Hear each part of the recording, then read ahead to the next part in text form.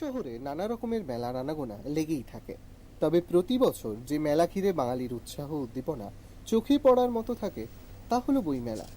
বাঙালির অন্যতম প্রিয় বইমেলার যাবতীয় প্রস্তুতি তুঙ্গে। এবার ৪৯তম আন্তর্জাতিক বইমেলা শুরু হচ্ছে আগামী ২২শে জানুয়ারি থেকে। তার আগে সেজে উঠেছে সল্টলেকের করুণাময়ীর বইমেলা প্রাঙ্গণ। এবার বইমেলায় ফোকাল থিম কান্ট্রি আর্জেন্টিনা।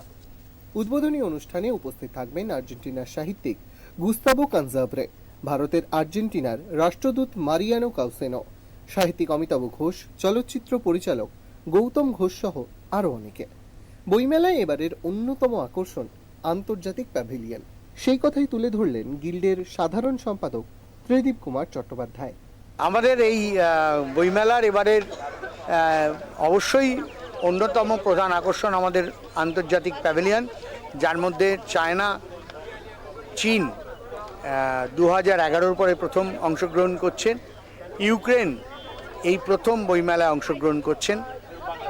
আর এবারে আমাদের একটু মনটা খারাপ হয়ে আছে, যেখানে প্রচুর তার লোকজন আসেন, কাল সাংস্কৃতিক ব্যক্তিত্ব আসেন, সেই আমেরিকা যুক্তরাষ্ট্র নন অ্যালোকেশন অফ ফান্ডের জন্য তারা অংশগ্রহণ করতে পারছেন না।